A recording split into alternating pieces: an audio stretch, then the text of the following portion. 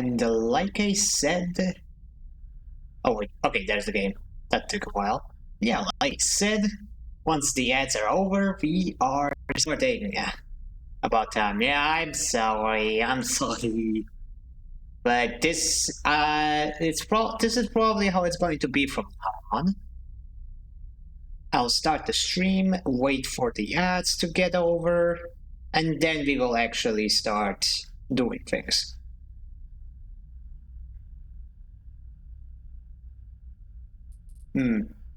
Yeah, I'm pretty proud of the starting soon screen, even if it's a super simple thing I whipped up in DaVinci Resolve in like a couple of minutes.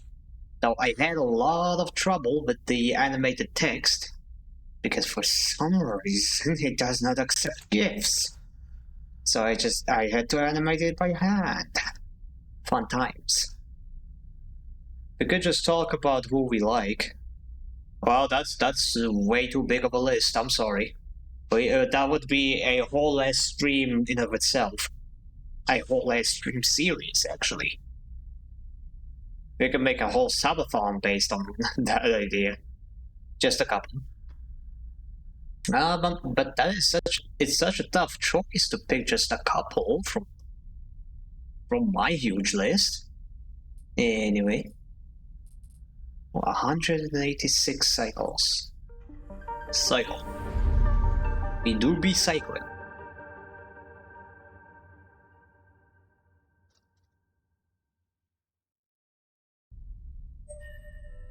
What about the trouble? Now you're talking. But yeah, Pi, did you vote for the next game yet? The poll is now available on Discord, so if you wanna vote for what's going to be played next, please go ahead and do so. By the way, the Discord command now works, so if you don't want to go into look into my description for the server link, you can just write !Discord and boom, you'll have it. And hey, hello Mailer, how you doing? Wow, how are you doing, Otherfin? Okay, where did we leave off? Right, we are 2 skill points away from getting Engineer. Over here, right, we just talked to Mirage and told him to go F himself. Fabrication Bay, Cadet's Workshop. Huh. Interesting that it's still available, even though I've finished the task. Yard supply, the spent drive. Buy a meal. Yeah, nothing else here. Alrighty then.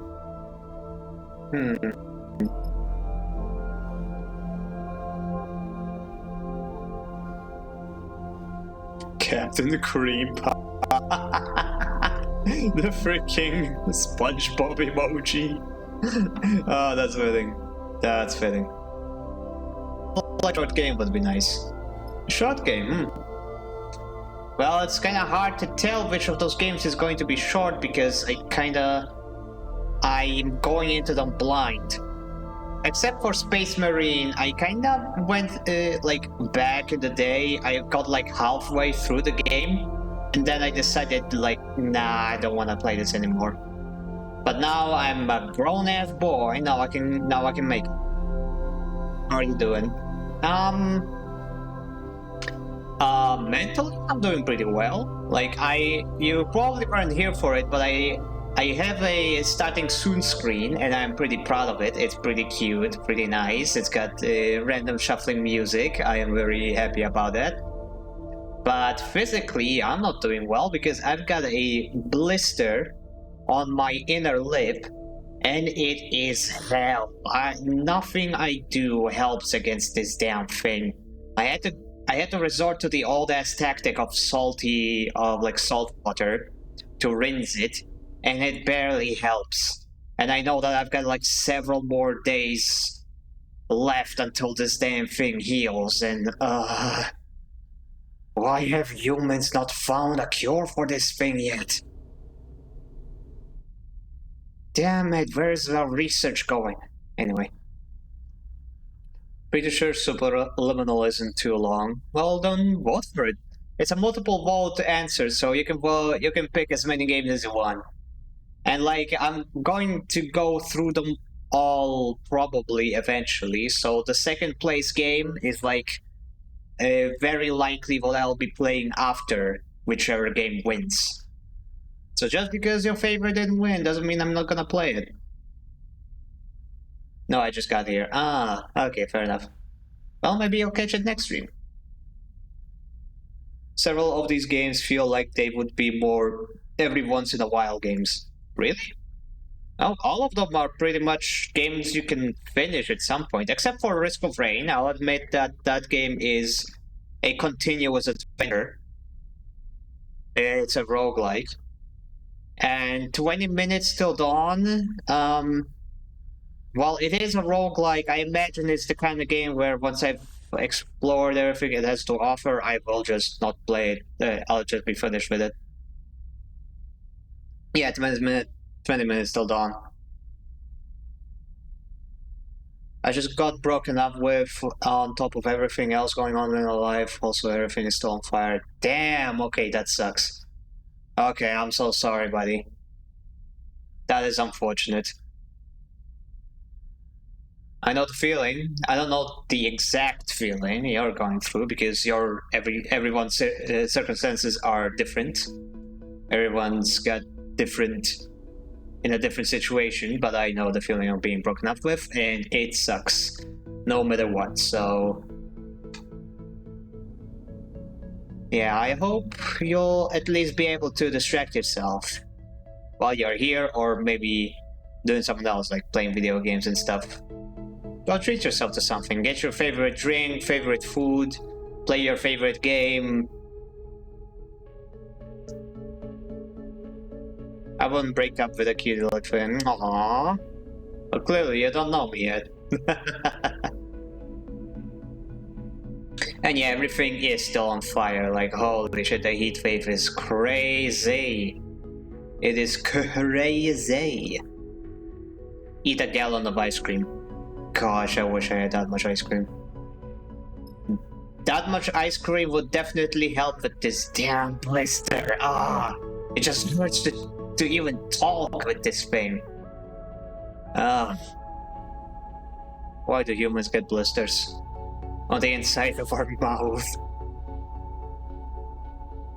Do you eat ice cream or drink it? I eat it. Well, not drink. I don't drink it. I lick it. And sometimes I bite it. But you can't really drink ice cream until it's melted enough. And at that point, it's not really ice cream, it's a milkshake.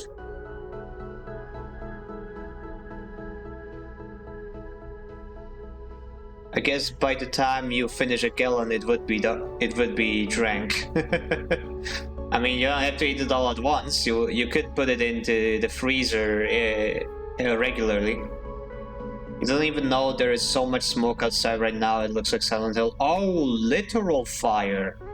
Oh, I thought you meant just that the heat is melting people. Okay, no, that is even worse. Oh shit.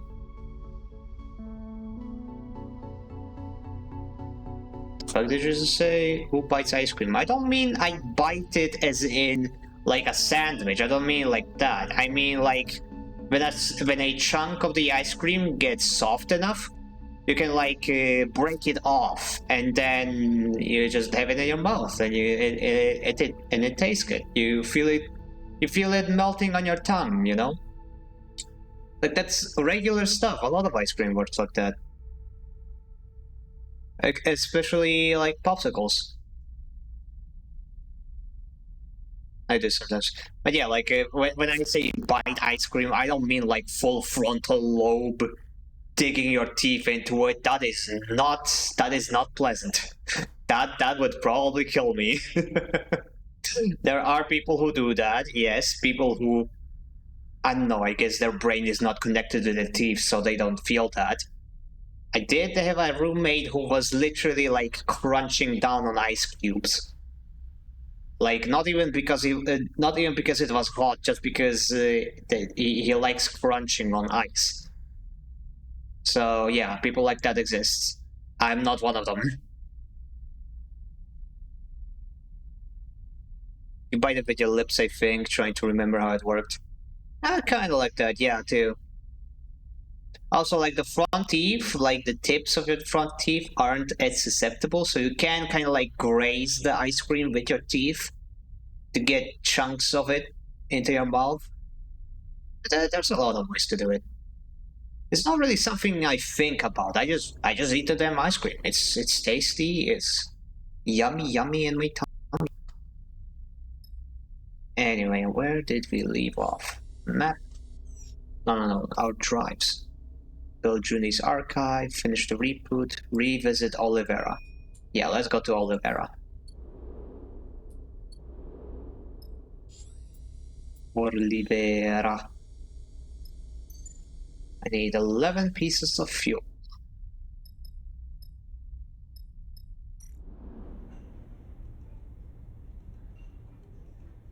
Deus Ex is the only replay game here, right? What do you mean replay game? What's a replay game? Deus Ex is a single-player adventure. It's actually also an immersive sim, like kind of like Dishonored and Prey, game you've played before. Oh no, the only one I've played before out of these is Space Marine, and I never actually finished it, so I would get to a point where it is new to me. Everything else I've never touched before.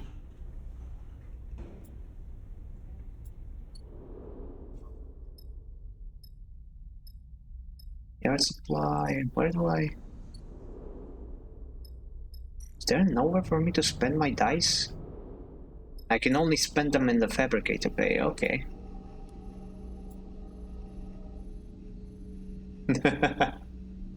I don't really have a favorite game, TBH. That is also fair. That is absolutely fair. A lot of the time, I say that I don't have like a favorite thing in a lot of categories. Like I don't have a favorite movie.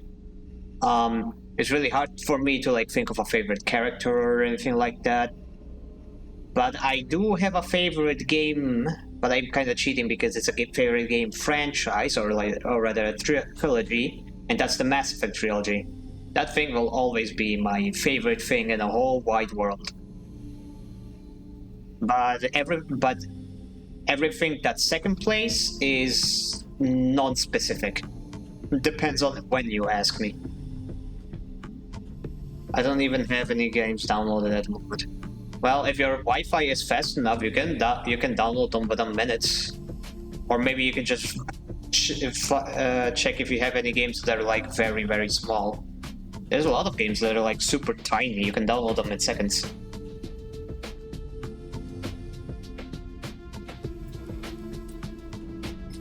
Let's build these things.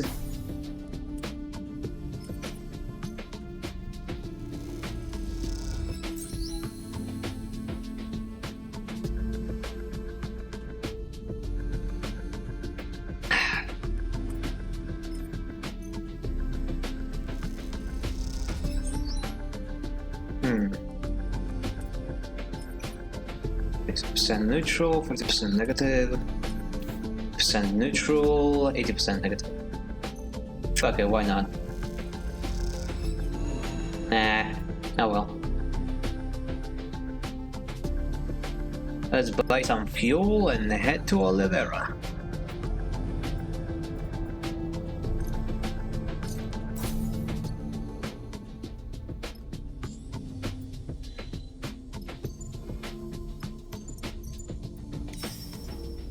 Firm Vector.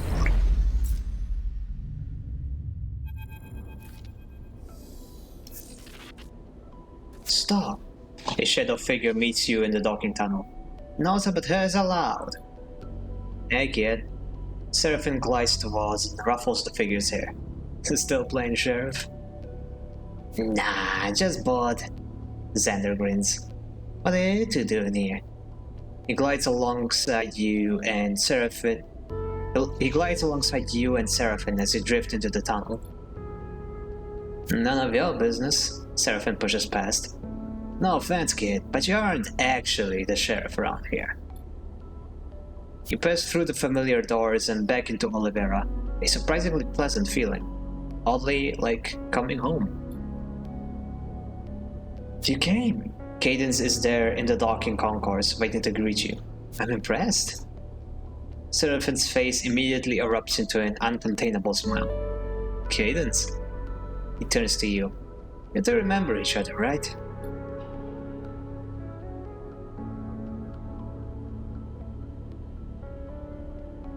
There's a lot of noises happening around. Never mind. Doesn't matter. Sleeper saved the colony. Cadence's deadpan answer seems intended to cover for Seraphim's awkwardness. Yeah, I remember them. The four of you descend down through the docking tower together into Olivera itself. The colony looks much the same as when you left, though you pick up from Cadence that changes are coming. Carmen's back with a vengeance since Darkside. He's all about expanding and improving the colony. Which is why I asked you to come, Sarah. The nickname slips out, but both Cadence and Seraphim clock it and glance at you. As you reach the core of the colony, you see the increased activity. There are more colonists than you remember, and they move back and forth with purpose, carrying crates and tools, the chatter less than usual. Oh, hello, Rand! Welcome! Blem. Sorry, I'm not there for a little bit before I go exercise. Still, for now, I guess I'm here. Now, it's awesome. It's great that you're here. You missed it because I started the stream like 25 minutes ago, but I have a starting soon screen. And it plays music too. Actually, you know what? Let me just show it off real quick. Look at it! Look at it! It's cute, isn't it? I made it myself. Took me like just a couple of minutes in DaVinci Resolve. Though the text was a bit tricky because for some reason it doesn't accept GIFs, so I had to animate it myself. But yeah, and yeah, the music is there too. I'm so happy about that. Alrighty, back to game. Back to gaming.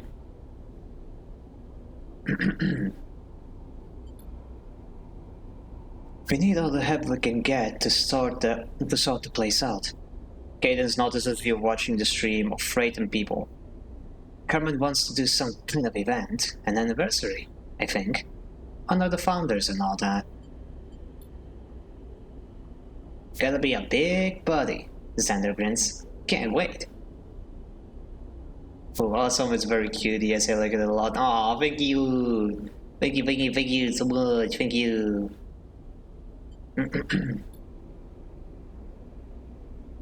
So, Cadence looks between you and Seraphim. What do you think? Up for some colony-mandated manual labor? She grins. Seraphim gives you a sideways glance, observing your response carefully. How could she say no? Up the colony. Well, they want me to do a lot of stuff. Olivera's independence. Olivera is a new colony and it is still establishing itself. It needs all the help it can get to grow and thrive. Thrive. To grow and thrive. Stacks. Oh, so they just want me to do busy work. All over the place. Okay. Easy done.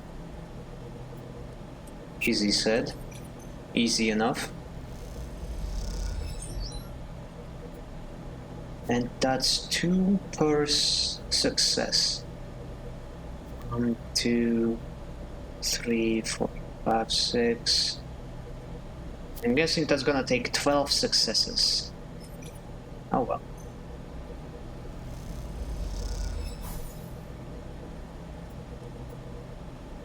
Wait, isn't this supposed to give me fuel as well? Whatever. spin some dice here.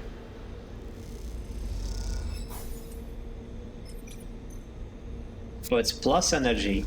Nice.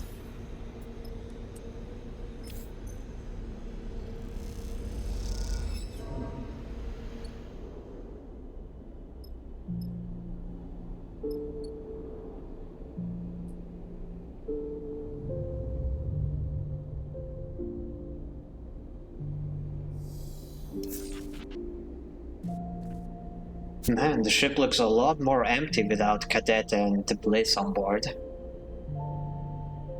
We just got Eugen, Junie, Nia, and Flint.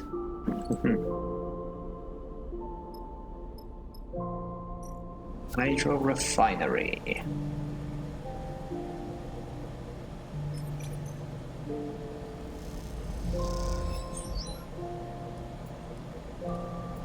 Yeah, for some reason that's not giving me shit. What about scrap silos? Oh no, I cannot do this one. That takes in the endure skill. Which I cannot have.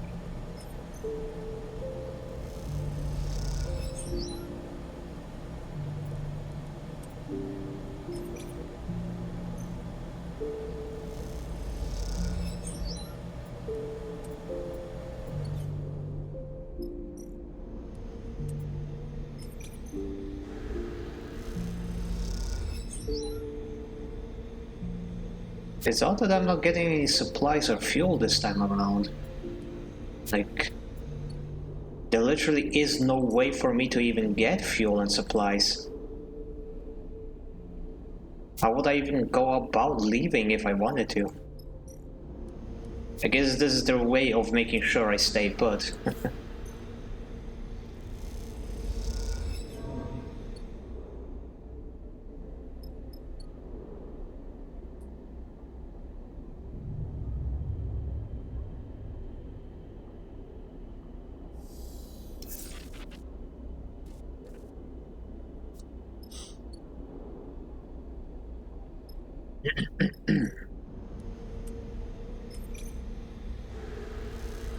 So it doesn't matter where I work, might as well do this one.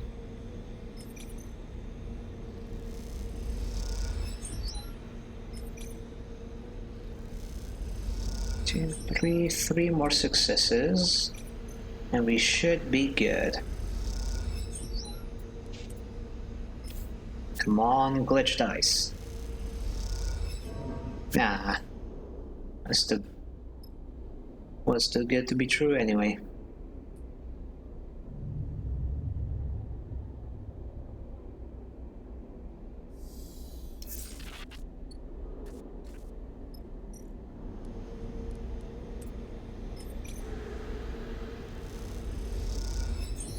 There we go. The best cycles in Olivera have been busy enough to take your mind off of most things.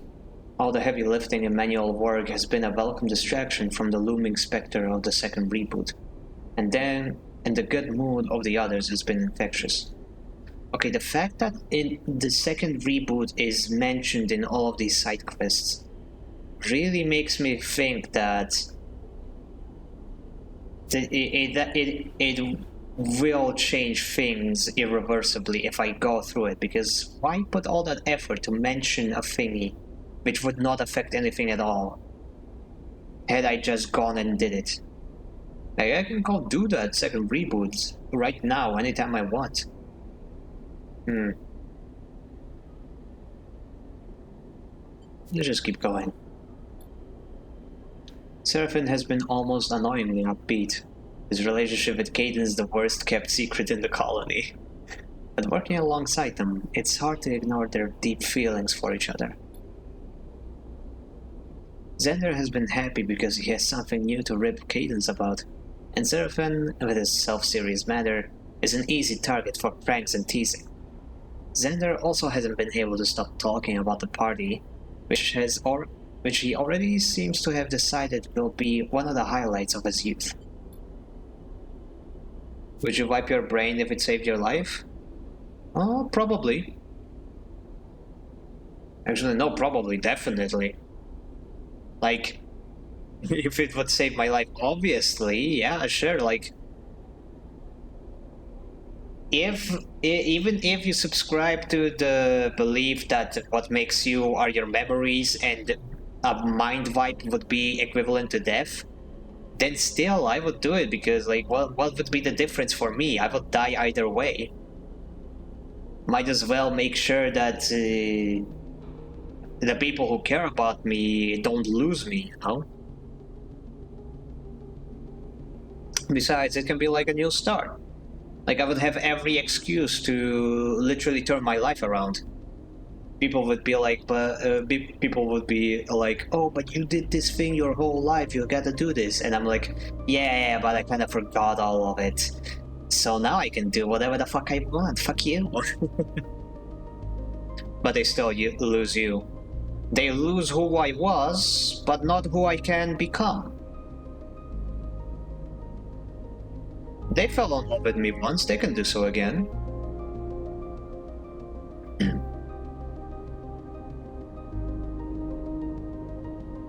But now, finally, the cycle of the party has arrived. The canteen is done up with hanging light strips waving gently in the asteroid's microgravity. The strips themselves salvaged from the emergency lighting of wrecked starships. The music really goes well with this session. Sure does. With the work stopped and all the colonists yet to arrive, you find the reboot filling your mind once more, growing like a shadow. Something on your mind there? The voice takes you by surprise. Huh? Who the hell is this? Pragmatic elder colonist. Huh. Wait,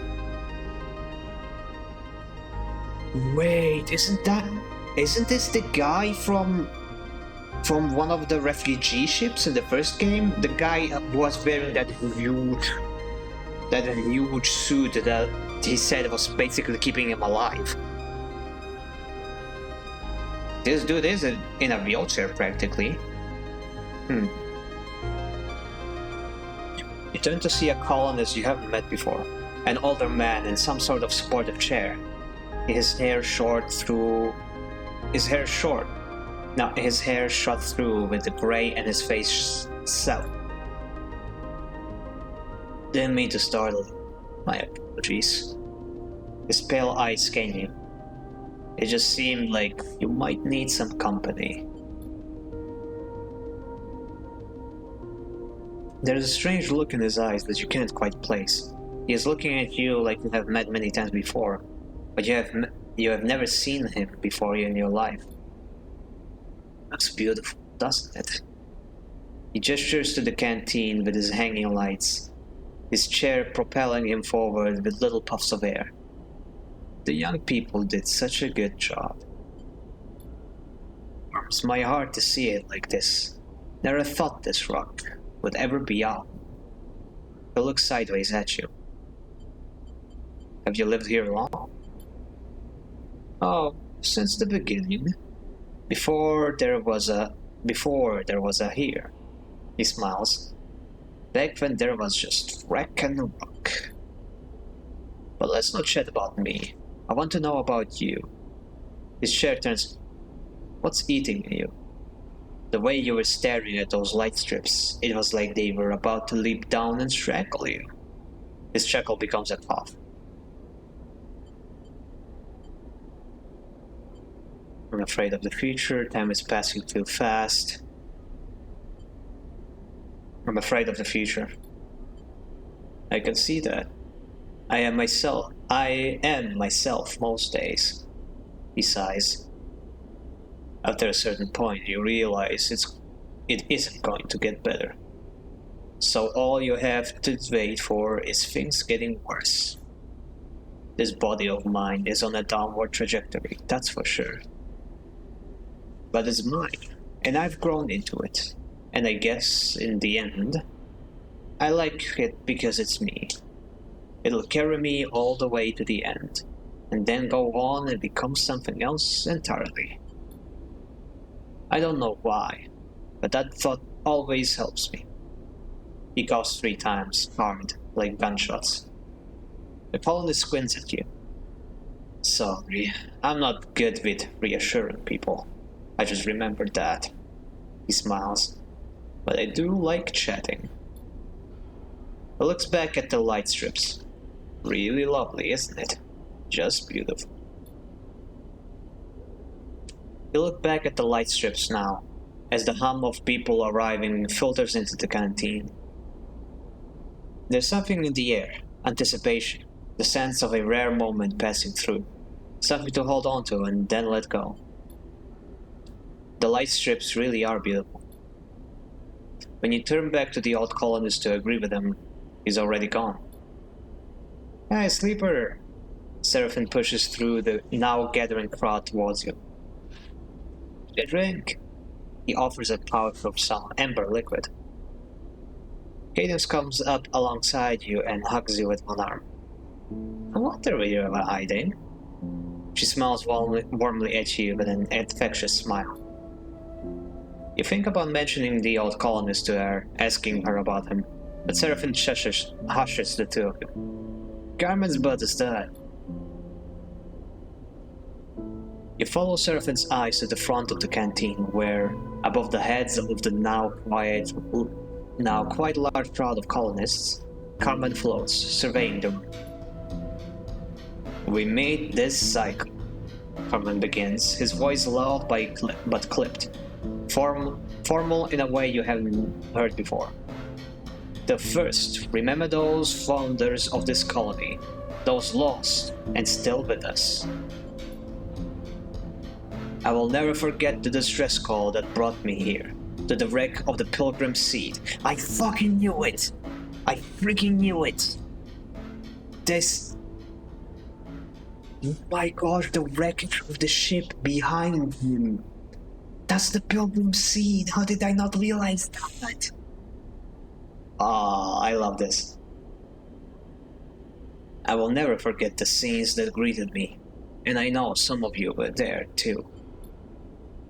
A rumble of acknowledgement moves through the crowd.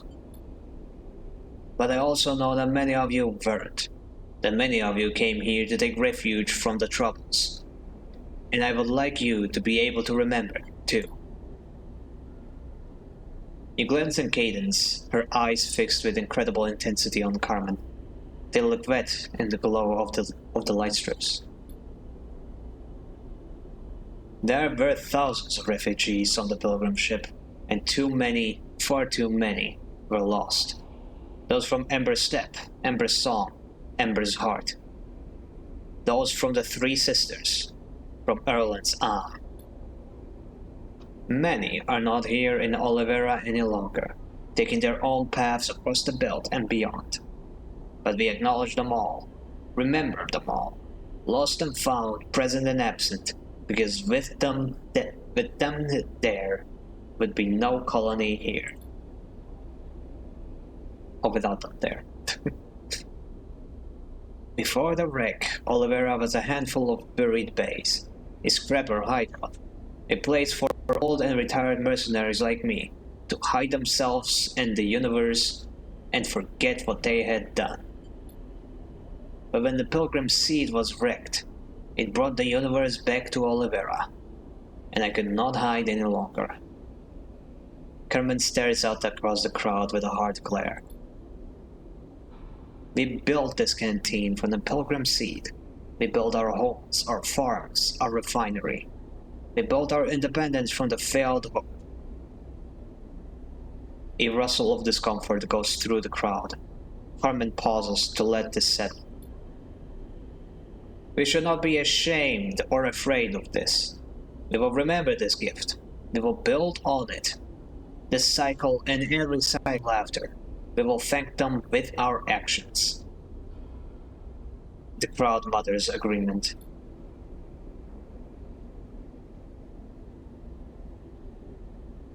Carmen takes a deep breath and straightens up.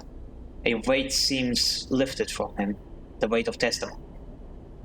Now, here, in this room, with you, I will thank them with my laughter. A cheer goes up. I will thank them with joy, with my celebration. Another roar of approval. We will all thank them as loudly and as chaotically as we can. The room erupts into cheers and applause. Join in. You cheer and applaud too. You whoop and Seraphim laughs nearby. Then you feel a pair of hands on your arm. Cadence pulling at you, grinning and crying. And you feel another hand on your other arm, Seraphim dragging you into the crowd. Suddenly, you're in the thick of the crowd, so many bodies in one room, dancing and spinning and shouting. It's like nothing you've ever seen before. Notice the rest of the you notice the rest of the crew in the melee, a flash of a familiar face here and there among the mass of colonists. You see Xander being thrown up into the air by a group of different kids of different ages, laughing madly as he bounces off the ceiling. And for the rest of the cycle, you think about nothing else but the joy of those around you, and the joy it instills in you.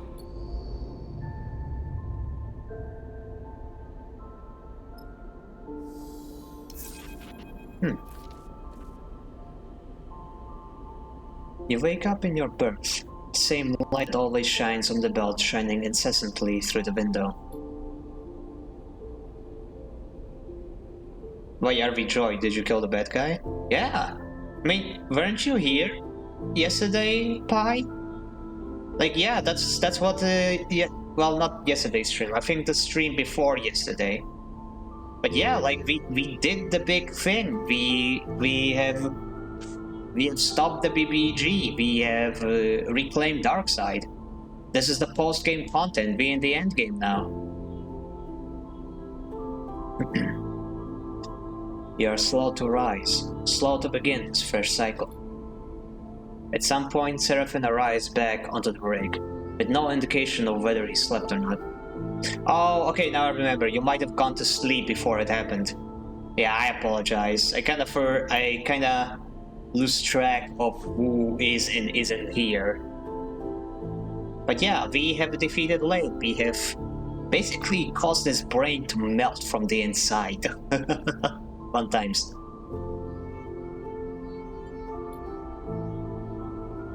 You find them in the cockpit, leaning in pilot's chair, looking out at the lights of Olivera and smiling. Good buddy, he chuckles. Not sure I've seen anything like it. Same. Seraphim laughs again. You really let it all go, huh? He shakes his head. I'd love to see it. Seraphim yawns and stretches.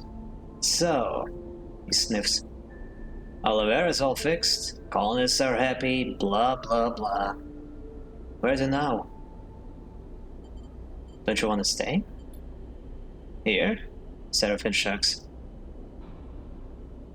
Still a bit too much of a backwater for my taste. He grins. Cadence understands, don't worry. Seraphim pauses for a moment, something passing over him that makes him shiver. I heard from Taylor. He looks away.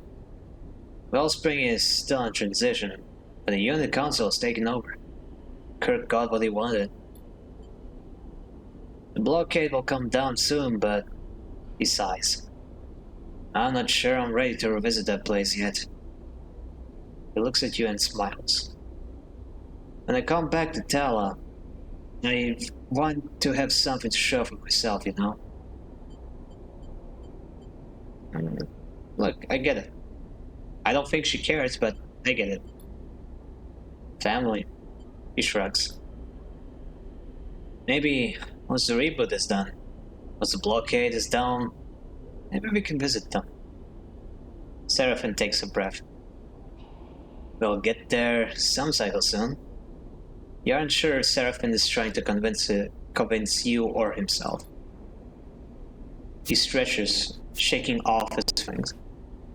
For now, though, well desires to explore.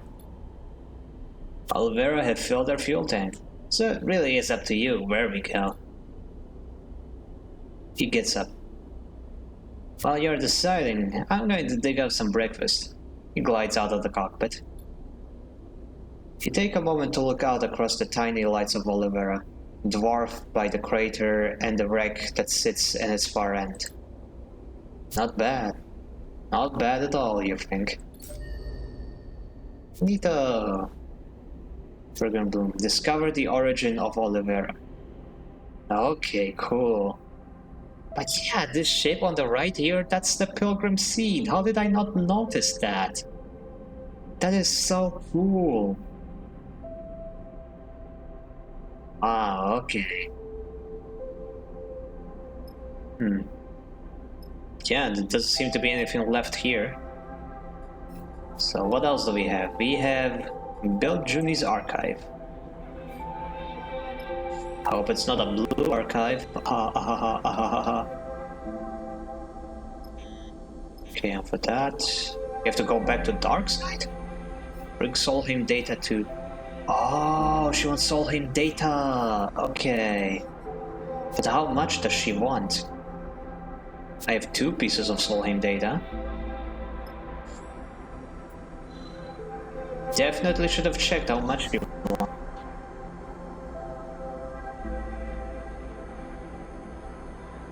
Junie is working on turning the HepBep mainframe into an archive, but she needs a final cache of data from Hellion Gate or elsewhere. I wonder if it is continuous.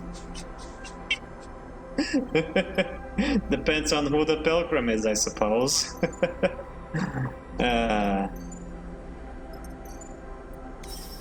Okay, Zeholu. Oh, you're okay. Sorry, didn't see it.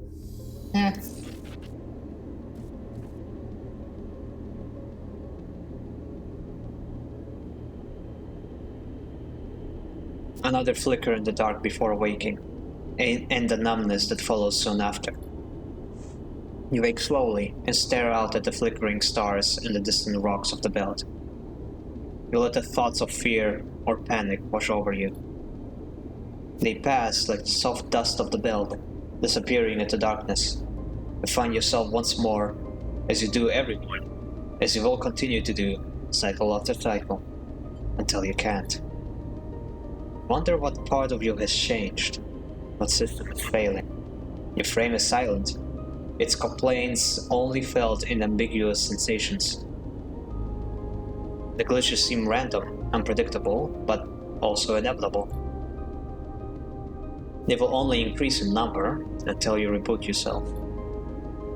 But you do not know what lies beyond that.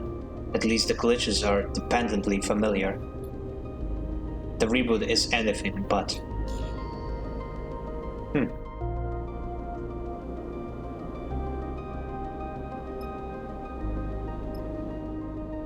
Wait, what the hell was this?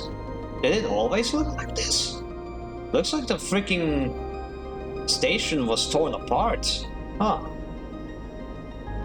So I don't remember this whole chunk missing. But all the places here seem to be the same. Guess I just didn't notice it before. Oh, did you get the reboot at the start of the game? Yeah. The game started with the reboot, but Lane interrupted it, which is why we have lost our memory and stuff like that. And now, basically, the deal is that we need to finish the reboot, otherwise we will keep getting glitches until we basically die. But we don't know what will happen if we finish the reboot. We don't know if we will forget everything again, or maybe if we will even wake up at all. I feel like it's an analogy to when in real life there's something wrong with you, but you're too scared to check it out, to do something about it. Because in a way, you know that the moment you acknowledge that it is happening, it becomes more real than it feels. A lot of people struggle with that, and I feel like this part of the game is trying to emulate that feeling.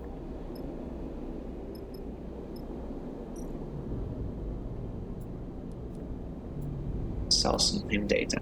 Nope, I need that stuff.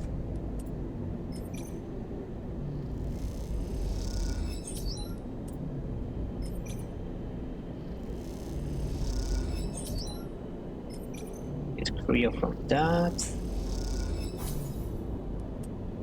Neutral outcome.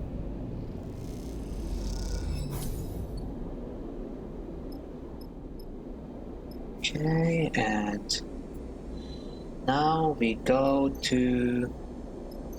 Let's go to dark side and... Yeah, let's go to dark side to see how much Solheim data it actually wants.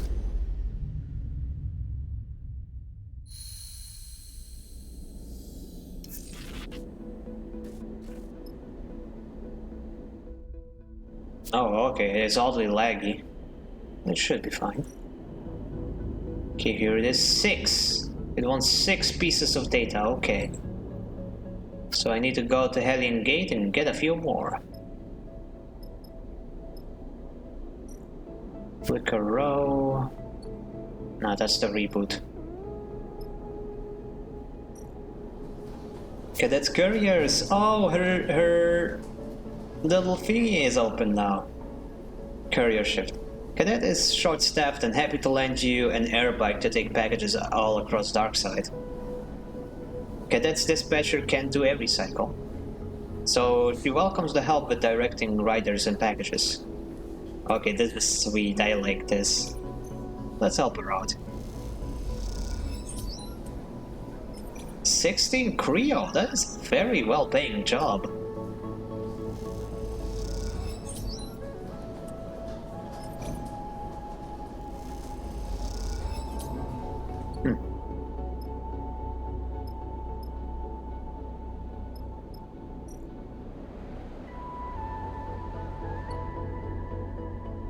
Moving up in the world, I see.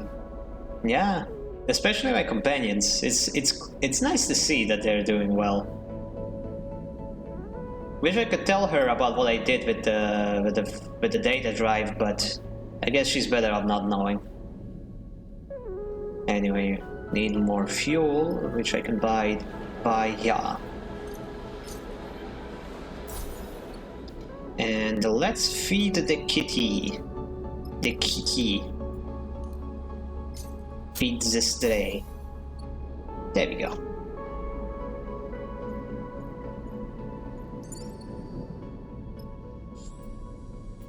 Now let's travel the Alien Gate. The Alien Gate. The way you said yeah sounds like nya. Well, if I can like accidentally incorporate nya speech into my like daily speech, that would be pretty neato. Neato burrito. Gate structure.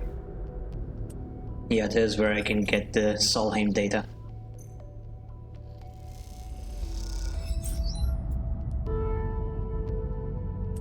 That's 1.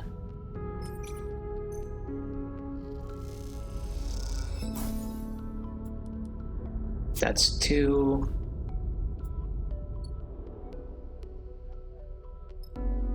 Okay, let's take a nap. Because these dice are kinda peppy. Or actually, nah. Let's just take a nap and get better dice. I've got all the time in the world.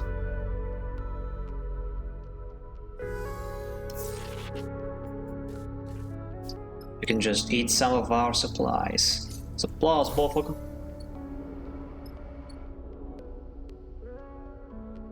Who your fave nya speaker anime?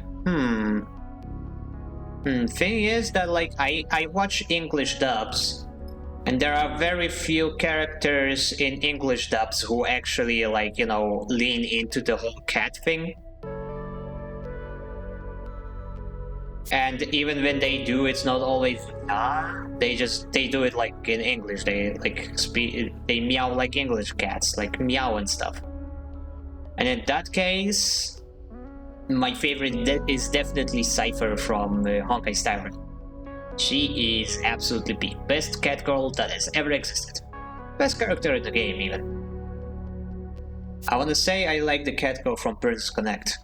Isn't there like several of them in that game? Or franchise? I imagine there's a couple. Also, these are some shitty rolls, wow. Let's make the most of it, I suppose.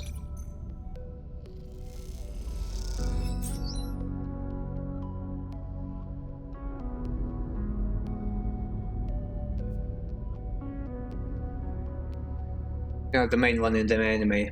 Ah, fair enough, fair enough. Oh, I got 6. She said she needed 6, right? Yeah, let's just go with that. Time to return. Very quick trip. Trip, trip. Trip, trip, trip.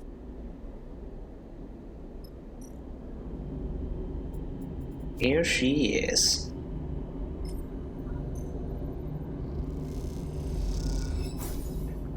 Juni is thankful for the data. I have everything prepared. Just give me a moment. You have been waiting for it feels like a long time. Juni sensed that you can't help, so you find yourself floating in the baking heat of the HepWeb mainframe while she taps away at her terminal. As you do, you can't help but shake the feeling of a presence nearby, or that you are coming to understand some remnant of Overseer. You don't know if Overseer was ever really a person, but now with their many selves combined and dispersed, their consciousness expanding to fill the vast space of HepWeb and its networks, they surely aren't even close to a human anymore. But you think of them as a ghost, but perhaps now they are better understood as something less mournful. As a system, a process, a thing becoming. The entire station is their body. You can't help but wonder what that feels like. And we are ready.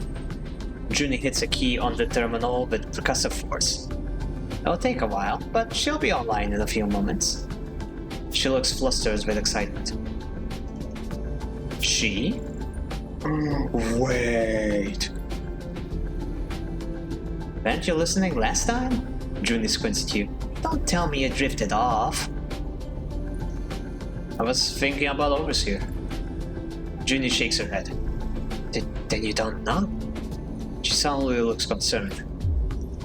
A voice screeches out of the terminals, a descent in pitch from a squeal of speaking. Then, below the mainframe, a flickering projection appears. First as lines and then as solid light. Oh!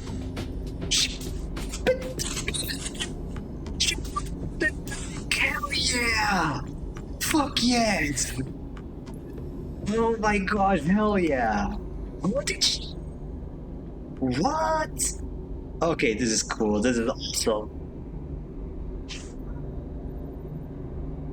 Welcome, visitors. Warden flickers and warps. I am the Warden. Please The image jerks and freezes, then blinks out. Shit. Juni taps at the terminal. Just need to reconfigure her for the HepWeb environment. Warden? Seriously? That's a bad idea. No, how is this possible? I found her, or at least an iteration of her, in what we took from the bunker. Don't worry, she can't hurt us. Juni glances over her shoulder. I've taken precautions. This technician is right. Warden's clipped voice echoes through the cavernous maintenance bay. My protocol is operating under safe mode limitations. Warden's blind eyes stare out over your head. Do not be concerned, Officer Dow. Sorry, I'll fix that. Juni chuckles. But why Warden? Archiving was her role on the bunker. She's ideally suited for this, and she understands solving networks better than we ever could. Juni smiles. Come on, you have to admit it's pretty cool. If the game gave me the option to be excited about this, I would be. You look at the statuesque figure of Warden, once at the heart of Solheim's intelligence gathering operations across the belt. Could such a tool of corporate oversight ever be used for something good? Look, watch this. Junie turns toward. Martin, please provide the last known locations of airplane vessel above rigger class in the starboard belt. Immediately, tactician. Warden draws a circle with a pointed finger and it expands, filling with bright specks. At first, hundreds and then thousands. A constellation of sights. See? Junie grins. This is our future, built on the foundation of the past. These tools are ours now. You look at the arc of specks, the points of light describing the shape of a long-dead corporation's power. This is incredible. Junie smiles. It is. People need to know what this city, this system is built on. Gordon can do that. Expose all that. It will be up to us to reshape the ruins into something new. I knew when I saw her that I couldn't just leave her there, alone in the dark. I've been in that dark pit, and I won't condemn another being to it. Junie looks at the placid ward. Human or not, how we treat her is a test of our own values, of the world we protect. Data is not a currency. It is not a commodity. It is the immaterial output of a system, a structure, a society. Junie meets your eye. This will be a place to uncover that system for ourselves. Oh, ad break. She looks around at the chaotic trailing wires and the floating terminals. Once I've cleared up a bit, she laughs. Tell that to AI bros. Don't worry, Warden isn't an LLM. If she was, I would have already pressed the delete button. You and Junie spend a little longer in the mainframe, sorting cables and offering Warden casual queries. The data stuff, I mean. Fair enough. Not all of them return useful information, and Junie begins listing out the changes she will need to make. After a while, you both find yourselves tiring, heads aching with all the fresh information you have crammed into them. So you close up the core and ascend back through the layers of the facility to Darkseid's surface. As you do, you feel the history of each strata, the layers that make up this place and the belt beyond. Now, more than ever, it feels tangible to you, as if it contains not only the past, but the promise of the future as well. Okay, I guess that's that. Final skill point. I am now fully decked out. Heck yeah.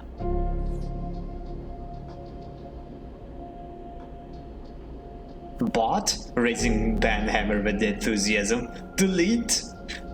No, Rico, no delete. Optimus, no. It's a good shot. It's a good bot. Yeah, Warden is fine. Warden is nice. Warden reminds me of All Mind, and I love All Mind with all my heart. Anyway, there really is nothing else for us to do. Only the reboot is left. Man, this is gonna be scary, isn't it? Okay, let's do a few last odd jobs for Cadet. All Might? Love that guy too. No.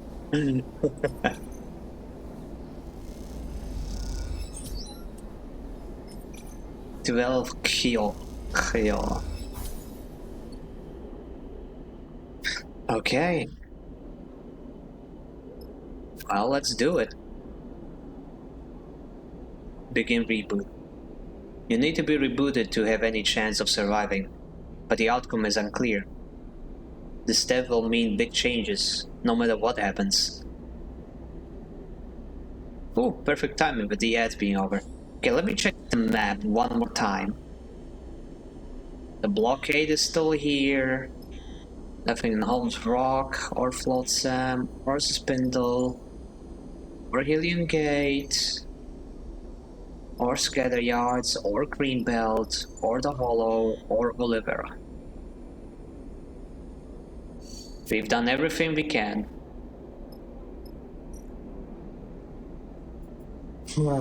Time to face the music. Seraphine's coin. A good luck charm to guide you through the reboot.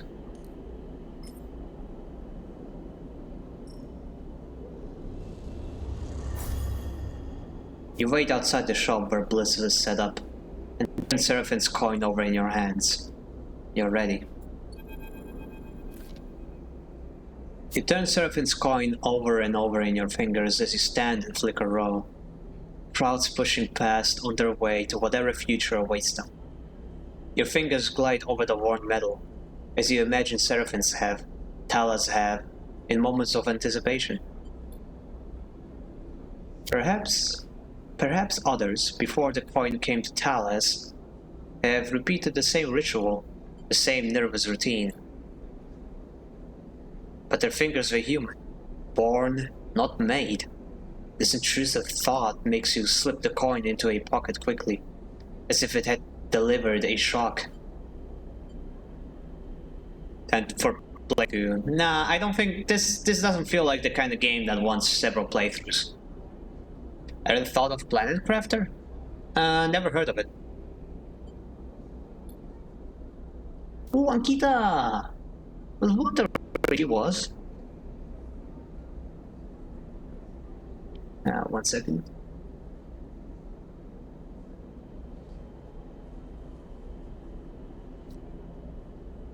You hear a hiss and the door of the shop slides open, revealing Ankita. You see her eyes scan the crowds, almost defensively, before she spots you there and nods in your direction. I'm going to unleash my puppy energy. Hey, Ankita! She looks around for a moment, then approaches you. She looks tired, but her stubborn ferocity bubbles under the surface. Bliss is waiting for you. She nods back towards the shop, which I guess is why you're hanging around here. Nervous? How are you doing? I'm going to avoid the question. Smiles at your attempt to buy more time. Yep, she sees through me. I meant a whole new game inside the game after the reboot. What? Thought of Planet Craft. Meant a whole new game inside the game after the reboot. I don't get what you're saying. my brain no thinky today. Playthrough 2. Yeah, but like I said, that I thought that this doesn't feel like the kind of game to play multiple times. But how does that sound like a Planet Crafter? I just don't get the connection there. Like you think this is the end, but there's a whole new storyline.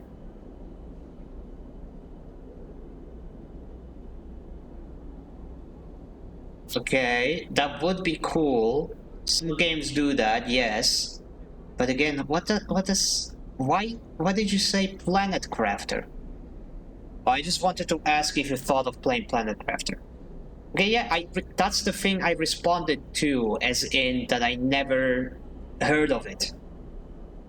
I already responded before that I don't feel like doing a second playthrough of this game. Assuming it's not like freaking Near Automata where there's like a whole half of the game hidden in the second playthrough. And even if it is, well, Finn's entitled to stop or not, depending on what he wants. No, it's fine. Like, I was just confused by the way Pi was wording it. Or maybe my brain just got stuck, I don't know. Like, maybe he'll try a second playthrough later, but if he says he wants to switch to another game now, please respect that. No, Pi gets it. Pi gets it. Like, Pi didn't mean anything by it. I was just confused by what he was saying, and Pi was trying to say it in a way that I understand. Everything is A-okay. She smiles at your attempt to time. Keep him busy, working with with Subo factions, trying to work this place, trying to keep this place stable. Getting on with what I have to do. She shrugs. I recommend it. Ankita looks away, the signs of Flicker Row reflected in her eyes. Just remember, I owe you an explanation. I promised to tell you why I wanted Utsubo out if we managed it. She shakes her head. Guess I'm not very good with promises. Forget it. Why did you? Ankita is still staring at the signs. I grew up here, Sleeper. Did you know that? She is from the Outer Belt. Okay. This is backstory we didn't have in the first game. So it's not that she was going to another place to start over, she was returning home. No wonder she was trying so hard to get this place fixed. Missed the last message, statement retracted. It's fine, it's fine. Rand angry. No, Rand is not angry. Rand is the sweetest, one of the sweetest people I know on this planet.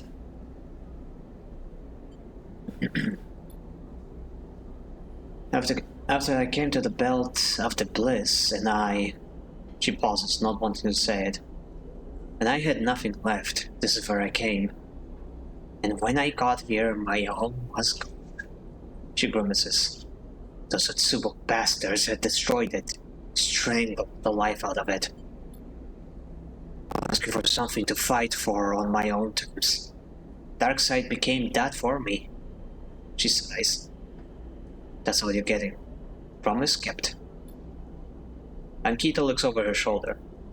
Look, Bliss wouldn't be happy to saw me out here chatting with you when you're already late for your appointment. She smiles to herself. I don't need more reasons for Bliss to be unhappy with me. She grabs you by the shoulders and steers you towards the shop's entrance.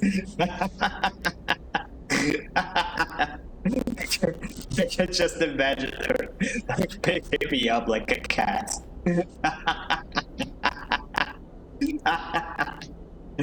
Oh man. Oh shit. Is she single by any chance? No, just kidding. Hugs for all, and now I'm gonna have to go exercise. Already have fun. Be here to get a super sad ending, I'm guessing.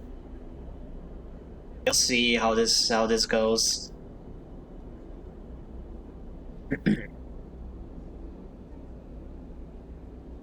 I'll catch you after. Don't worry. She pushes you toward the door, and then turns away and disappears into the lights of Flicker Row.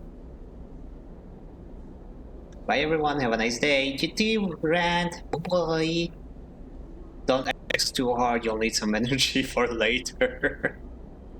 And thanks for the stream, and no, thank you for being here. You take a final moment and then will yourself inside, leaving the glimmering lights in the shining crowd behind. Bliss is perched at the console. They turn as you enter. Finally! They smile weakly. You're making me feel so. I'm ready. I'm sure Seraphit told you, but everything's ready.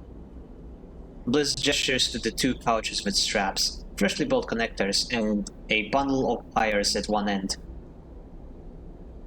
I hope it'll be comfortable for you both. Where's Finn? Where's Flint? I was just getting something.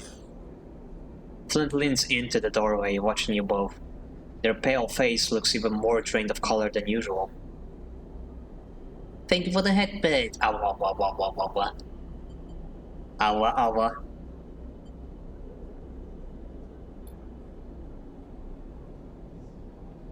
Do sleepers need air? Nope. They do not, actually. The game mentions it several times, like we do breathe, but that is just a simulated action to make our consciousness more used to the body. We don't actually need air. Like, if we go into space and stuff, we don't really need a spacesuit for anything other than physical protection.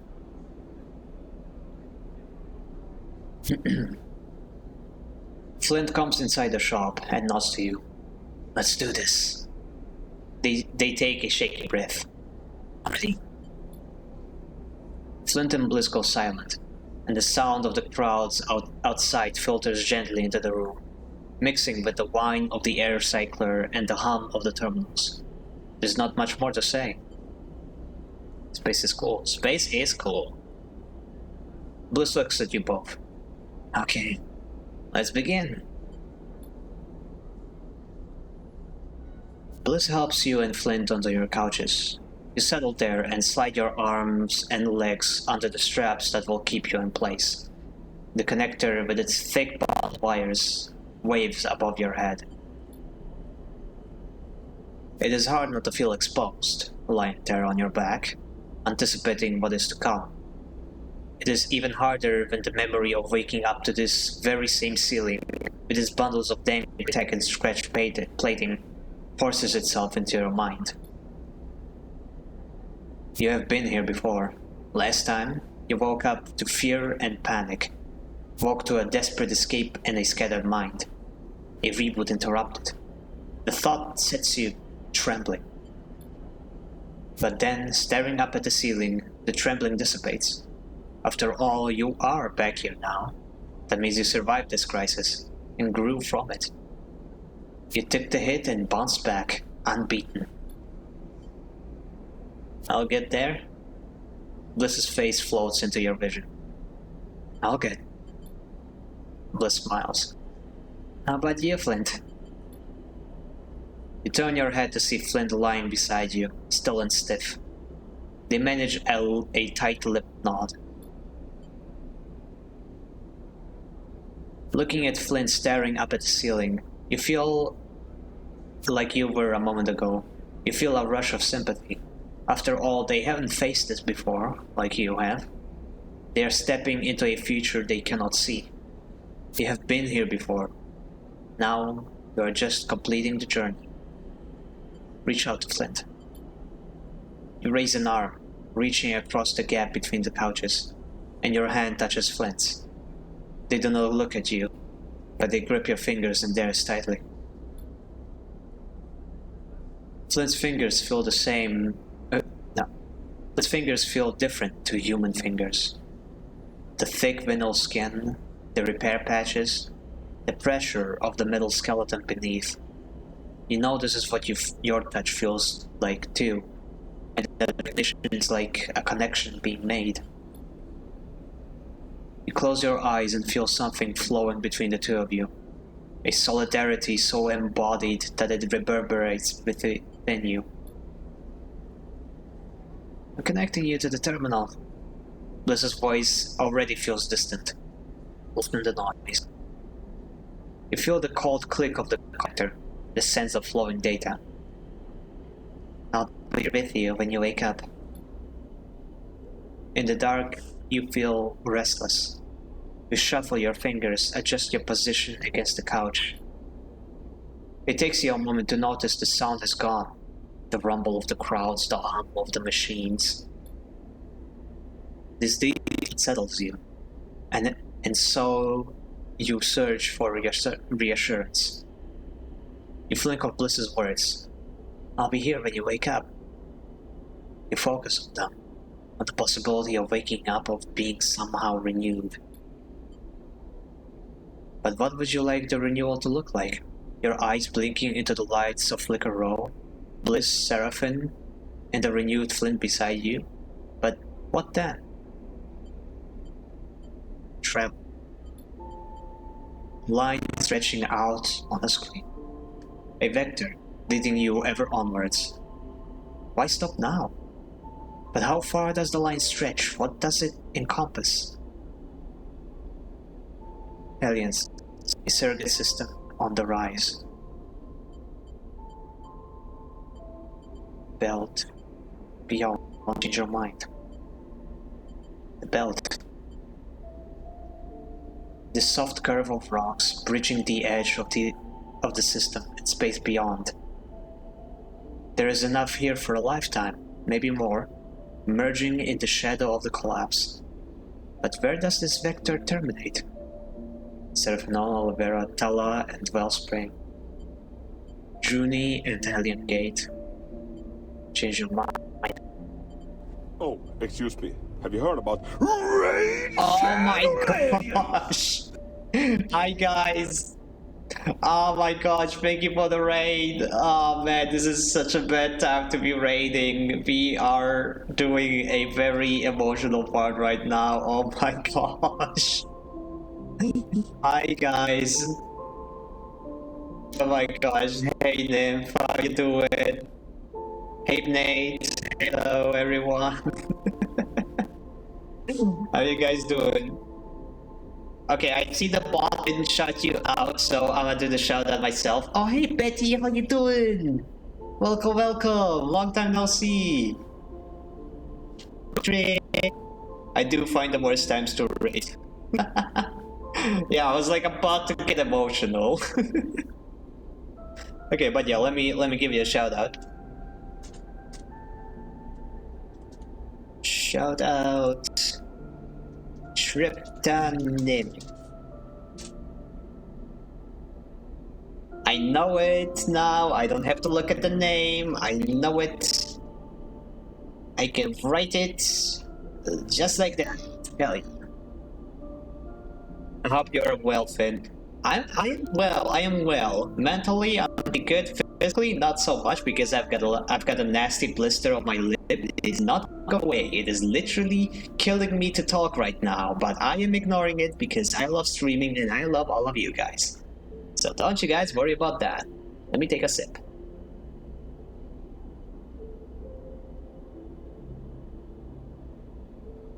Yo, don't worry. But yeah, for those of you who don't know, my name is Finn, or Louis von Kreutz, and I am a variety VTuber. And right now we are playing Citizen Sleeper 2, but huge spoiler warning, I am literally at the end. This is literally the ending of the game. So if you guys would like to avoid the huge freaking spoilers, I suggest you click off. No hard feelings at all. I appreciate you guys even just speaking in here. But yeah, let's see if I can't, I don't know, keep myself from crying. So yeah, enjoy yourselves, get yourself something to eat, something to drink, feel free to lurk, anything you get like. I gotta de-stream a bit, but I will keep you on a lurk, friend. Much appreciated, super much appreciated. Hell yeah. The lurk command, I don't think if that does anything. I have a lurk redeem, but yeah, whatever. It works. I mean, it doesn't really matter. Finally found my phone so I can type. Yeah, thank you for the lurk. You're always free to cozy on up in here. Okay. A line stretching out on a screen. A vector leading you ever onwards. Why stop now? How far does the line stretch? What does it encompass?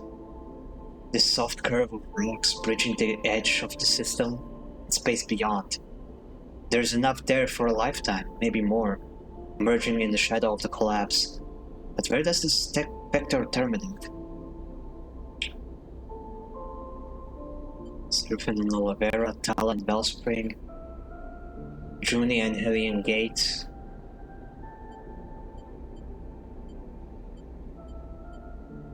Seraphim and Olivera. For a long time, you thought Seraphim would run forever, but something changed. First in the valley, then in that haven amongst lifeless rocks. Perhaps that place might orchestrate a shift in you, too. This is a feature in the colony, one more fresh and fragile than anywhere else in the belt. It is built veld by veld, refugee by refugee, promise by promise. An image One such promise made by Seraphim to Cadence and returned in kind. A celebration that rumbles through the colony with joy. And in the aftermath, plans are made, ones that will take an eager lifetime to fulfill. What more could you desire than the ceaseless of building a future for those you love? The thought arrives with a solidity and power that settles your mind. This is what it means to live. Then you feel it, the insistent pulling of a thread, the unraveling of your very self. The reboot comes in slow and icy, seeping into your mind. Little pieces of you flake off in the flow, fading with distance. You hear a voice. Bliss's voice, so far away now. You reach for it, stretch your sense towards its familiar world. This time the reboot is a whisper into the wind, pulled away from you the moment it is spoken. See you on the other side. All of a sudden, you wish you could make it stop. The incessant entropy of time. The tumbling of rocks through space, getting further apart every cycle. Disappearing into the vacuum ahead. The decay of cells, the degradation of code. Corrosion in rot and rust. You wish in this moment to freeze it all. So you might hang onto it, preserve the world. The light, the softness, and the hurt of things. This thought grips you, tears into you like fear. You feel the ice creeping in and you know that everything will be lost, if not now, then mere moments away. But then you feel it, impossibly. Seraphim's coin. Worn smooth by worry, turning in your hand.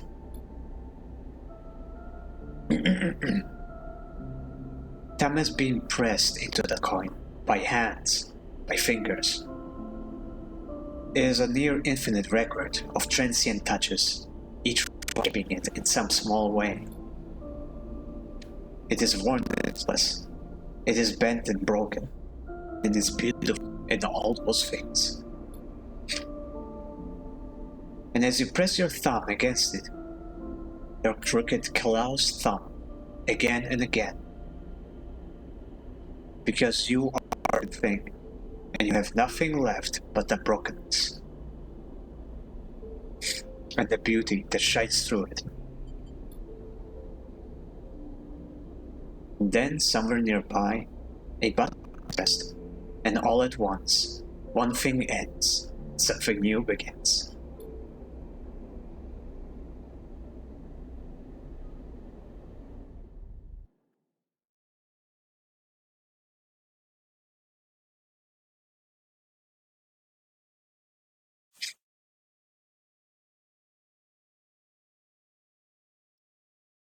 Oh man!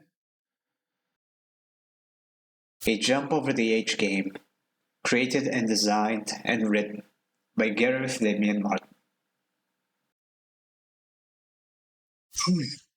Character art, Gilmaine Singleton. Music and sound, Amos Rody. Additional programming, Dan Collier, Matthew Collier.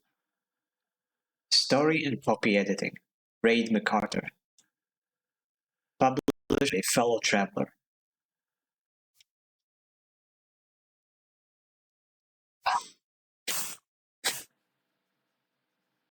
I'm fine, guys, don't worry. I wasn't watching in case spoilers, but GG.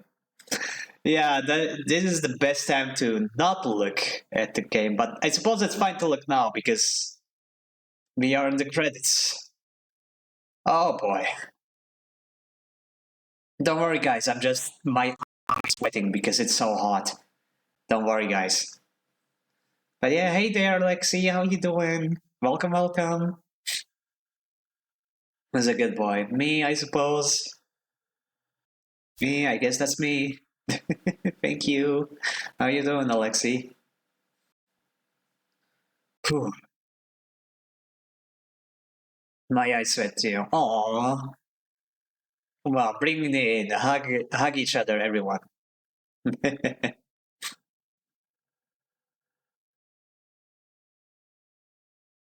Oh, they had localization. The game is in French, in Japanese, and in Chinese. Oh, that's cool.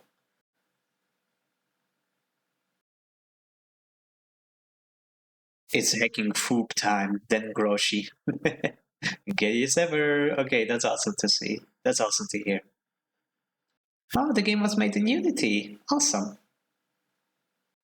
I was kind of expecting the game to be made in that. There's this new engine. I forgot what it was called. I think It's something like Storyly or something.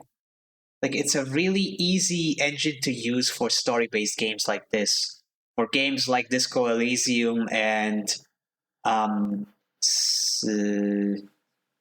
a lot of like the clone games that came afterwards, even like browser games. I was like thinking about using it for something. Oh man, more like a grocery datum, right? Puzzle features. Finish rebooting your frame. Oh man, that was it. Oh man, that was it. Oh man. Ah, crap. Update. Welcome to Citizen Sleeper 2 Star with Vector. Stay up to date with documents and stable projects by signing up to the newsletter below. Nah, no need for a newsletter. I wonder if they will do like an update that'll add like more content like they did for the first game.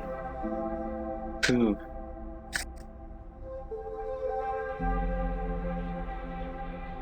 Be right back, vent pressure cooker out window. That's a funny sentence. Is it a date if I get you halfway through it? Are you glad I got the game for you? Very glad, man. This game is awesome. This franchise is awesome, man. Phew. Okay, so I'm gonna wipe the sweat from my eyes. But yeah, okay, I guess it's time to like compile my thoughts. So I'm curious, what would happen if I just continue the game?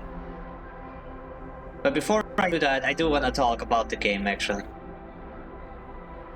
So Unity does get a fair bit of advertising and they have a generous enough free tier to get anyone who doesn't plan on getting elbows deep into the engine. They came to my high school. Coolio. But yeah, like Unity is very much a universal, very open, very new, developer-friendly option. Like even after all the drama that happened a few years back with Unity and the stupid pricing model it was trying to enforce, Unity is still like a very good choice for indie devs and regular devs as well. But like it's not the only choice. It's not the only options. There are a lot of options. Like you know, look at me, Unreal Engine developer. Unreal Engine has a better free offering, but Godot, my beloved open source, yeah. Unreal Engine has better like free options and better graphics, and of course blueprint programming, my beloved. I love blueprints. But you do need a powerful machine to actually run it, even if you're making a simple game, which is a big downside. And yeah, Godot is actually a very good choice. Like, if Godot was around when I was a kid, I would probably have tried to learn it, but now it kind of feels a bit like, you know, like I already invested too much time into other engines. It's a bit too late for me. I don't think between Godot, Unreal, and Unity, one is easier than the others. I think it's just what you know. Unreal Engine uses blueprints, and that shit is objectively easier than any other type of coding. No, you cannot convince me otherwise. Blueprints is so freaking easy. And it still, you know, requires you to know how to program, which is awesome. But yeah. And they also support C. Yeah, yeah, that is also good. Like, if you do want to program, Unreal Engine still allows you to do that. and a lot of the best games are made using regular old school programming. So it's just about the options. There is no objectively better engine. They are all equally valid. It depends entirely on what you want to use them for. It is food time. Nom nom nom nom. Catboy here. Nom nom nom. Oh, catboy ear. Not my ears. Why would you eat my ears? They are sensitive. Anyway, so about the game. I love this game, but having reached the ending, I think I like the way that the first game approached endings better. Like the first game, it had this system where you could find various endings at the end of various quest lines, and you had an ending that could lead to like a proper end where you would have to load a save before you made the choice, and an ending where you continue afterwards when you load the game again. It just continues the game. And the first game had a lot of endings like that, and a lot of them really still made me freaking cry. Like holy shit, some of those endings were incredible. So I'm really, really surprised to see that the second game only has one ending. Like only a one singular ending. And it's surprising. And a small criticism that I have is that, like, at first, when you build a crew, the game makes you think like, oh, these are going to be relevant at all times, because there are a lot of scenes where, without prompting, one of your crewmates just shows up because hey, they are present, they are on your ship, they have things to say. And it happens a lot in the first like parts of the game, and I really like that, because your ship doesn't feel like you're just collecting Pokemon that stay in their balls until you pull them out. They feel like real living people who are with you, and your crew feels organic, and I really like that. But as the game went on, these scenes became less and less frequent until I hit a ship of like 8 companions, and they rarely ever talked. And it was a bit disheartening, especially towards the end when I had like that the post game content where I had like a party and stuff, like where we celebrated. And there was like only one runaway comment mentioning that, hey, your crew is here celebrating, but it doesn't show me any of them, what any of them are doing. And that's kind of disappointing. I don't know. I wish they could see at least like an epilogue with each one of them. But that's like a minor complaint, because as far as the actual quests are concerned, those are really good. Every character got a lot of screen time and a lot of character development as well. I really liked seeing that. And a few scenes where they do speak up without being prompted to are still really good.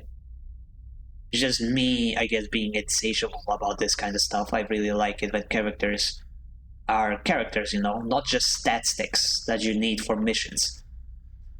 Speaking of freaking Eugen, don't get me wrong, I like him as a character, but the devs really should have thought better before giving him one of the only skills that you don't get as your starter class, meaning that if you want to play efficiently, you have to take him on every damn mission. Which, when you have like 8 companions that you can pick from, making it so that you are stuck always picking one of them is not very. It's not a good idea, because then you don't see the other dialogue, you don't see the characters of the other characters. I never even had the opportunity to use Flint or Nia. And I think I only used Rooney in missions that literally required her, like her quests. So I I like that this game has a crew system, a companion system, but they could have done a better job at balancing skills. Anyway, what else is there for me to say? Hmm.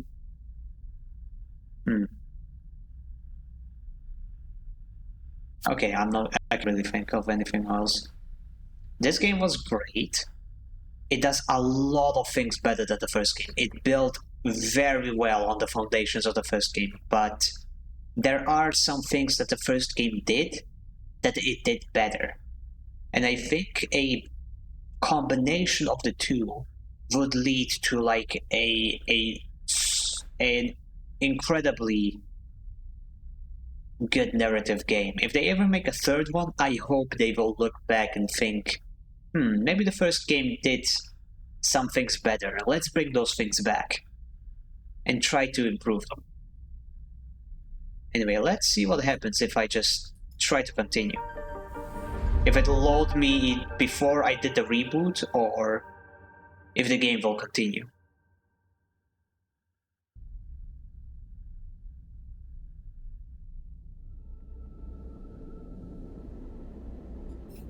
Nope. It is before the reboot.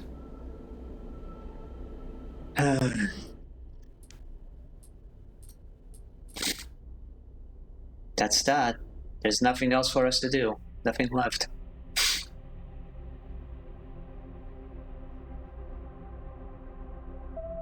And oh yeah, I love how many characters this game has brought back from the first game. It's... I always love it when games do that. When there's a sequel, and it's just like a who's that Pokemon? Like, what character from the first game am I going to meet on this station, on this planet, in this area? And then they show up and you're like, oh my gosh, it's you! Oh wow, how you changed! Oh wow, so this happened since the first game. Tell me more. It's so good. It's so good. I love it when video games do that, especially RPGs. Unfortunately, a lot of RPGs don't do that because obviously it's a lot of work.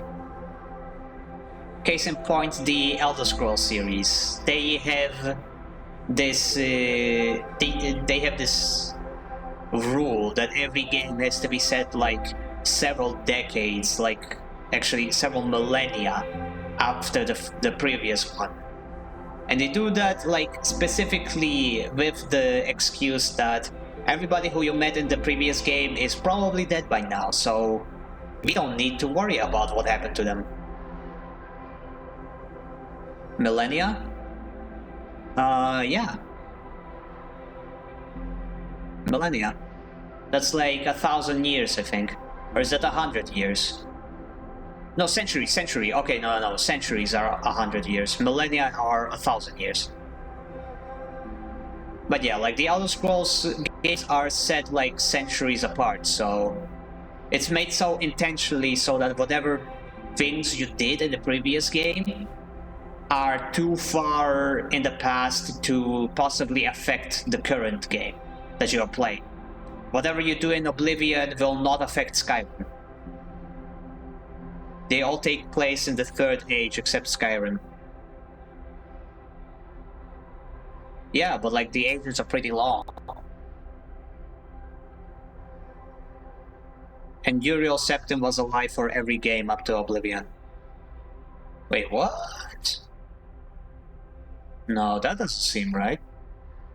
That doesn't sound right. How old is Uriel Septim? Skyrim, I believe, is 50 years later. Oh no, definitely not. You are absolutely wrong there. I remember as a kid, I was really into the lore. And it was like a couple hundred years after. Couple hundred years. Like, Bethesda does this specifically so that they don't have to worry about, oh, what if the player in Oblivion did this and that and this other quest? Like, there are so many ways to do things because it's an RPG. Like, what if they became the Archmage? Or what if they became the leader of the Fighters Guild? Or what if they became the Grey Fox and literally everything at once? It doesn't matter because it happened a couple hundred years ago. Oh, it was 200 years. Yep, like I said. couple hundred years ago.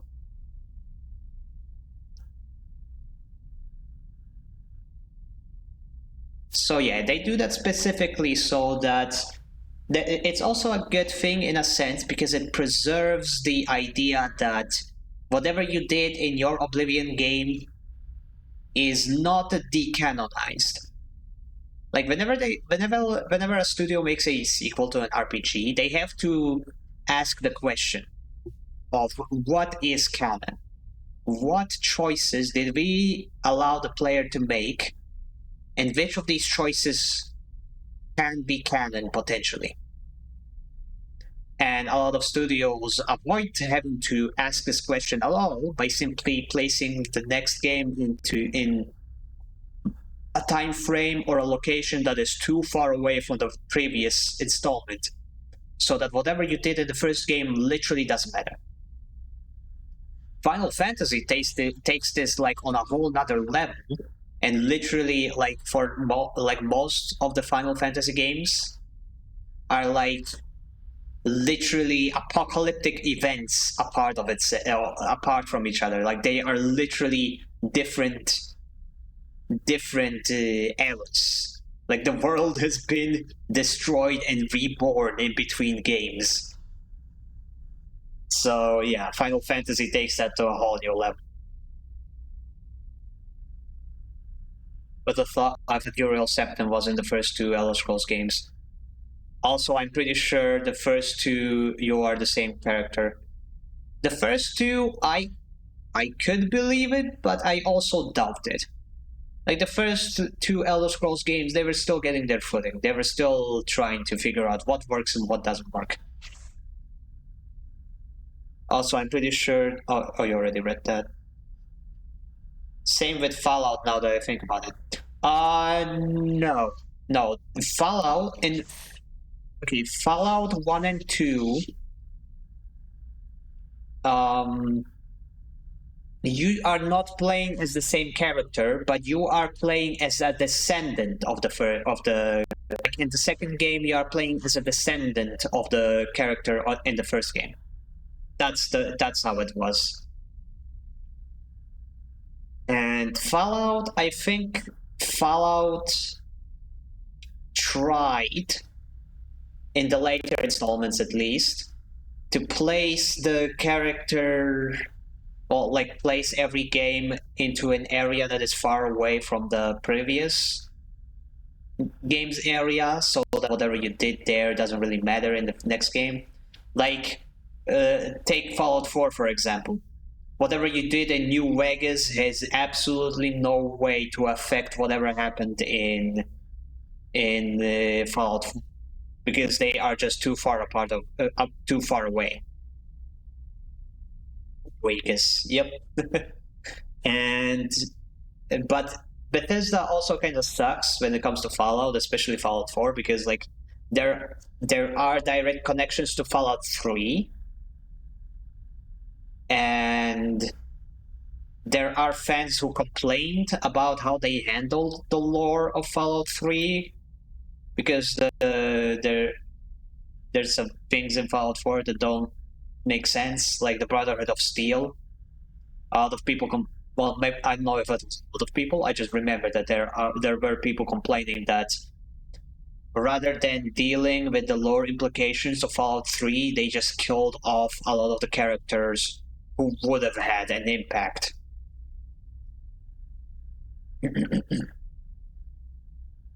I think the first game takes place 200 years before 3 or something.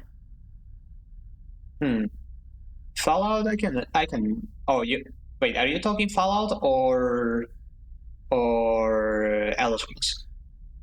But yeah, I can believe Fallout being like that. Fallout. Mm-hmm. Yep, yep. That is a thing that they did.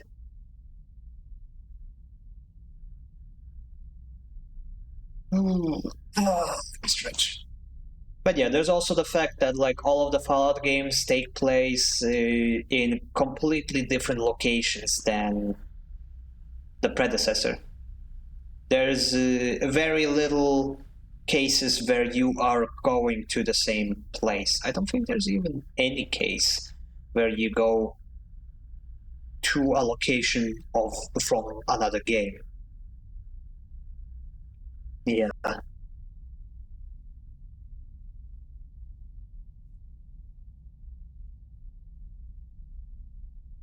Ever played Remnant? No. I heard a lot about it though. A lot of people talking about how it's basically Dark Souls with guns. It looks interesting, but most of the friends who I knew who played it were kind of I don't know, they rubbed me the wrong way, the way they were talking about it. Like they were tryhards and stuff. I was gonna talk about how it did the sequel. Okay. Better not, because I would rather experience that for myself if I ever play the game. Hmm.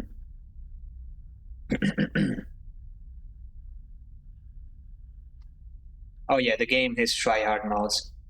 It's not about the modes; it's more the players that I'm not really a big fan of. Especially like a lot of times when there's RPGs and stuff, there's it just attracts this odd crowd. Well, maybe it's not an odd crowd. Maybe they are the target audience. But I always find it weird when people take it so freaking seriously. Like they make this hyper crazy busted build where like they can destroy a guy with one hit by imbibing 500 super specific potions that they have farmed for using a glitch.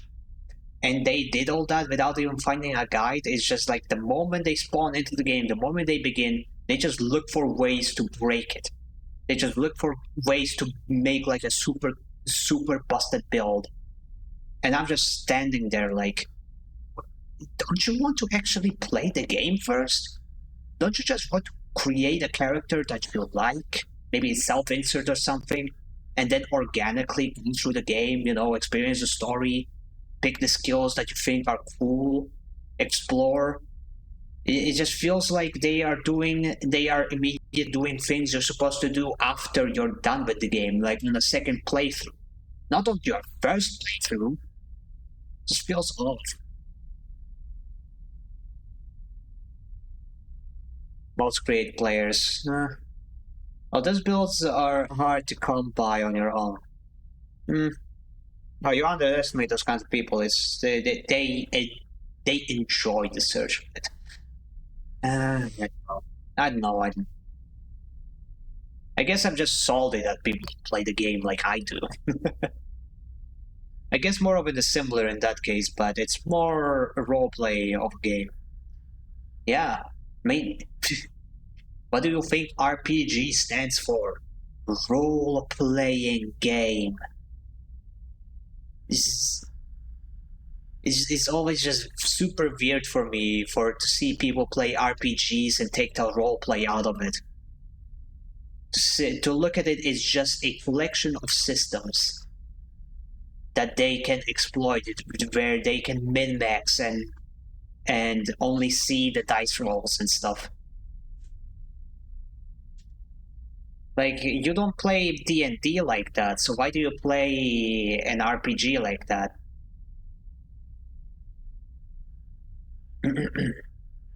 But yeah, anyway, I'm just yapping. The story is kind of sucky in those games. Remnant, that is. Yeah, depends. I didn't hear anything bad about the story. And even if the story may not be that good, you can still like the vibes, the world building, the lore, and just like the experience of it. Vibes are cool, yeah.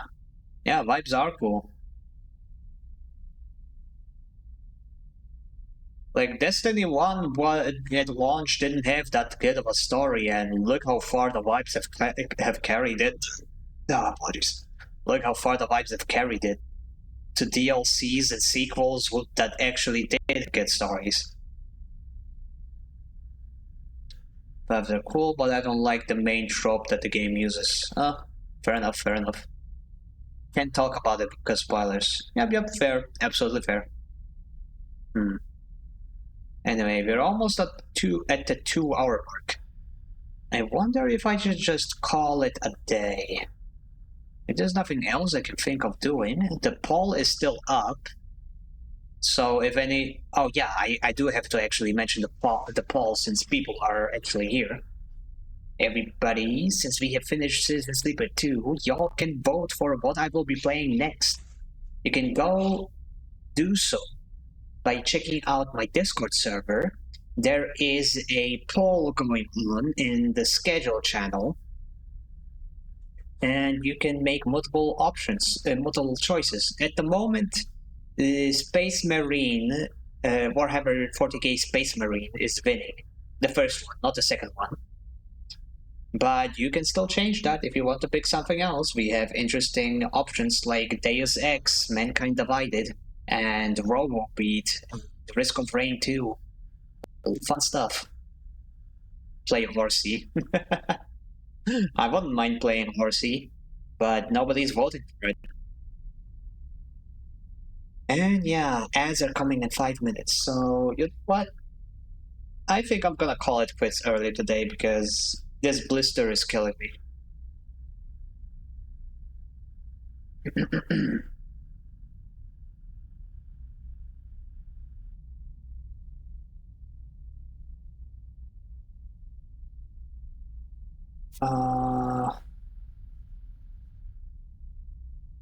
So yeah, let's see who is. Nane finish Eep soon too. Hope to catch your stream tomorrow.